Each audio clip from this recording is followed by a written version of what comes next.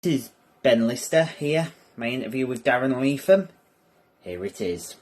Radio's very own Darren Letham, here it is, I'll see you in the wrap-up.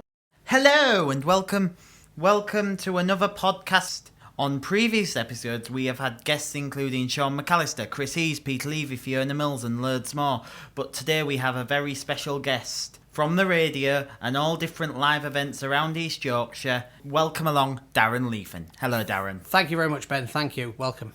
Let's begin, shall we, with the first question. Where was your first job presenting on the radio? This was probably before you were born, actually. It was 1997, Magic 1161, because Magic started in 97. I applied to get onto Viking back in 96. I sent a cassette, which shows how long ago it was. It was the old cassette. And I sent that off to the programme manager, and he got me in, had a chat, and then I didn't hear anything for ages until he got in touch with me a little bit later and said, we set up this new station. Do you fancy being on it? So I used to do Saturday nights.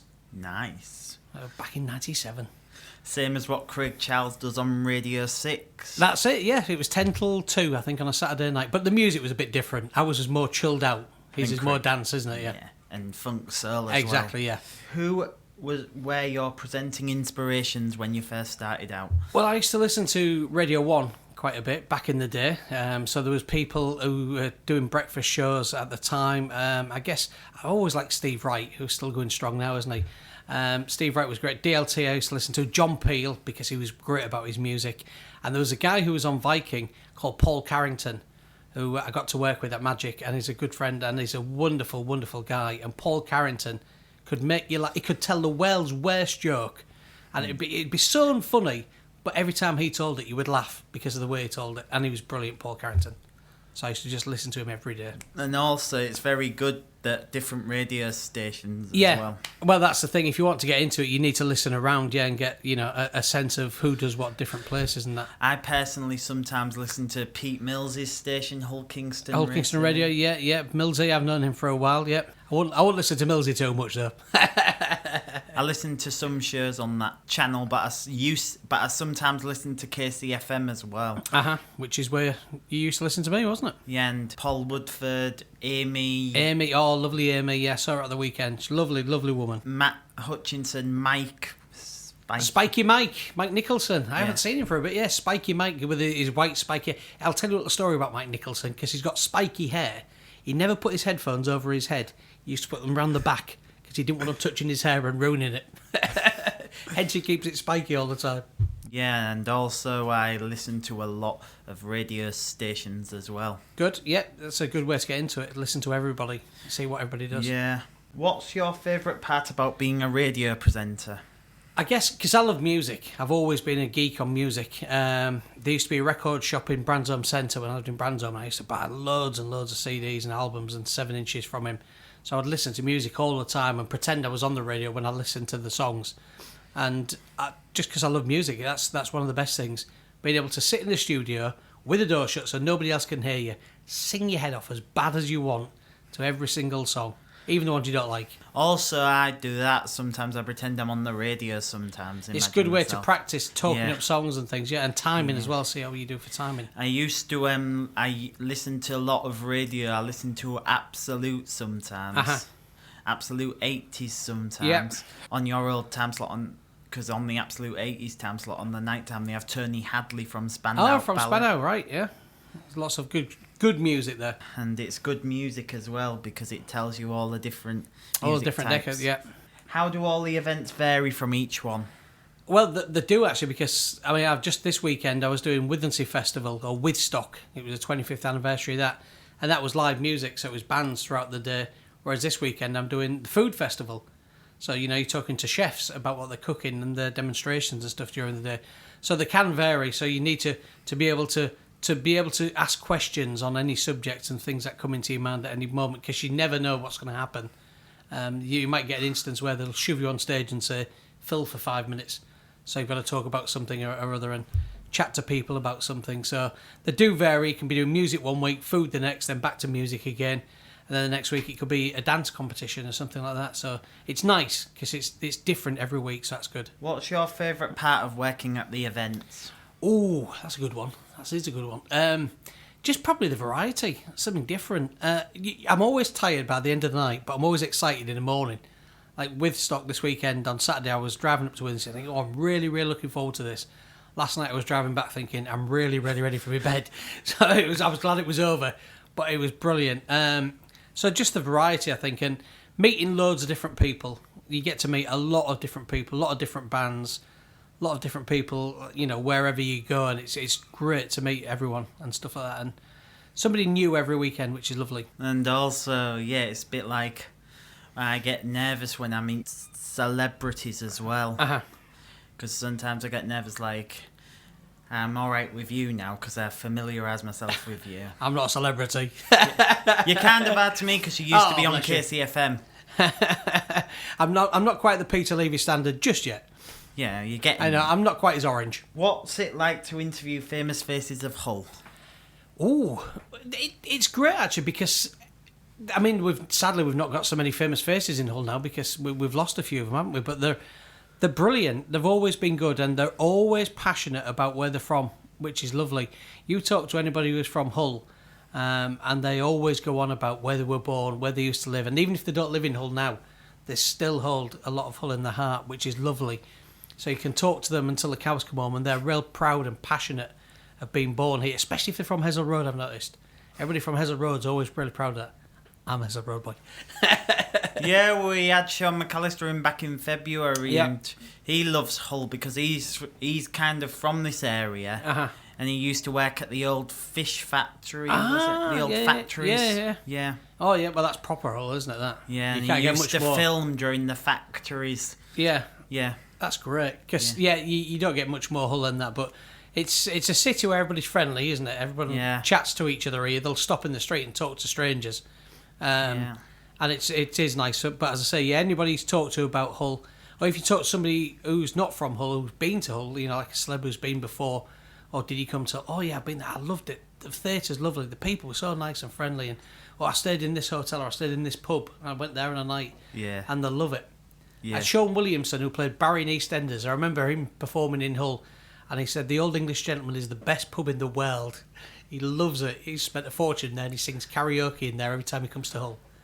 I personally prefer Hull cheese. Oh, really? Yeah. You won't find Barry in EastEnders in there. You mean Sean Williams? Sean Williamson, yeah, that's him. He was actually in an episode of Minder back in the 90s. Was he really? Yeah, with the late, great George Curl. Ah, well, you're living then. I'll put that in my book of trivia. Yeah. What's your standout moment in your career? It had been about 2004, 2005, I think. I don't know if you remember Sam Hayward, who used to work on Viking. I think so. Sam used to do the afternoon show on Viking, and Oasis were performing at the Ice Arena, the Hull Arena now. They were performing at the Ice Arena. It was the first time they'd been to Hull, and it was just at the time they were really, really big. Biggest group probably in the world, rather than the country. And they're performing at Hull, so we said, what we're going to do, one of our guys from News, a guy called Ed Thomas, who works on BBC News channel now, he was going to interview Noel Gallagher, but they managed to persuade him to let us do a show from backstage during the afternoon. So Sam was going to do a show, and they sent me along as well as like a reporter or a producer. So we was presenting from a little backstage studio, and I said to Sam, I'm going to go for a wander around, see if anything's happening in the Ice Arena. And I walked out into the arena just as Noel Gallagher came on stage to sound check Don't Look Back in Anger. So I ran and grabbed Sam, and we came back and we stood there, and there's the only people in the entire building of the Ice Arena was Noel Gallagher, a sound engineer, and me and Sam. So we were just standing there with our jaws hitting the floor, that we got a personal performance from Noel Gallagher of Don't Look Back in Anger. It was incredible. Actually, a story about the Gallagher brothers Oasis, because were the Oasis at the time you were interviewing them, or was it just... No, it was a guy called Ed Thomas was. We were all going to the concert, we all had tickets, but just because we'd managed to get backstage, but to just see him perform that, it was like him practising, and we were in the... Wow, it was incredible to just watch it. A funny story, one of my old tutors, he was going to go and see Oasis at Scarborough, and... he missed the event because of the tickets. Oh dear. And 3 weeks later they split up. Oh, their last gig actually was at Bridlington Spa, wasn't it? Yeah. Was that the Bridge Spa? Yeah, I went to see that. I've kept my ticket in the hope that it'll be worth a fortune one day. It's worth about 10p, I think. And what was the last song they played? Oh, they always used to finish with, I can't remember. I honestly can't remember what they finished. It might have been Don't Look Back in Anger. Yeah. But they split up, didn't they, about a week or two later? Yeah. Next one, what was it like? Because you've met Cannon and Ball, obviously. Yeah. What was it like interviewing the great Cannon and Ball? I've met them 3 times, actually. I've interviewed them 3 times. They are absolutely lovely. You could not meet nicer guys. The first time I saw them, I'd gone to see the darts in Blackpool at the Winter Gardens, and Winter Gardens has a few theatres, and we'd left, me and my mate, we'd left on the night, had a few drinks, because it was warm, it was hot, and we'd been watching the darts, so we'd had a few drinks, so we staggered out, and there was Cannon and Ball outside. They'd been performing in the theatre next door, signing autographs, and they were coming to Hull in pantomime that year, so I tapped them on the shoulder jokingly and said, I'll see you guys in December, you'll probably be coming in for an interview. And we staggered off back to our hotel. They came in December to do an interview. First thing Bobby said to me was, have you sobered up yet? He remembered me from July. They were lovely. They are so funny.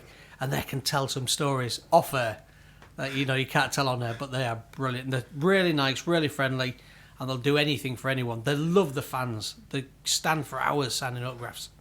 What are the pros and cons on local radio compared to commercial radio? Well, commercial radio, you probably you play more music, don't you, and things like that. But you've obviously got that paid for. A lot of it is by commercials and events and stuff like that. So you've probably got more messages to read out as far as commercial radio is concerned, because that's what it's there for, to make a profit doing that.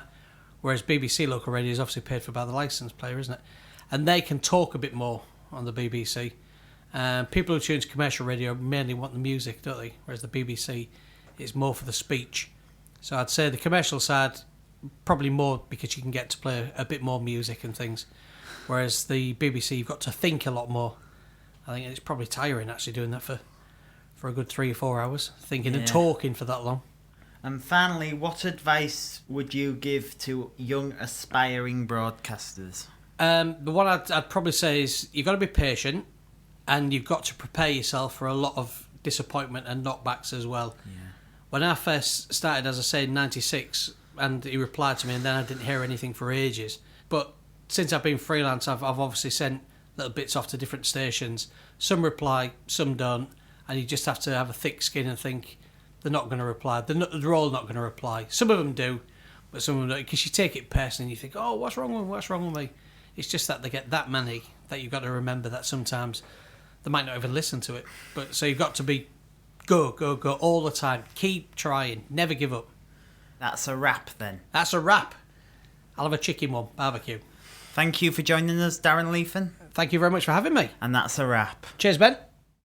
That was my interview with Radio's Darren Letham. Hope you enjoyed it. One more upload coming tonight, and that's with Eskimo Super's very own social media guru, John Gilbert. So I'll see you in the next one. Don't forget to like, subscribe, dislike. Just be honest with me, and that's a wrap. And just join me in the next one. Be out, and that's a wrap.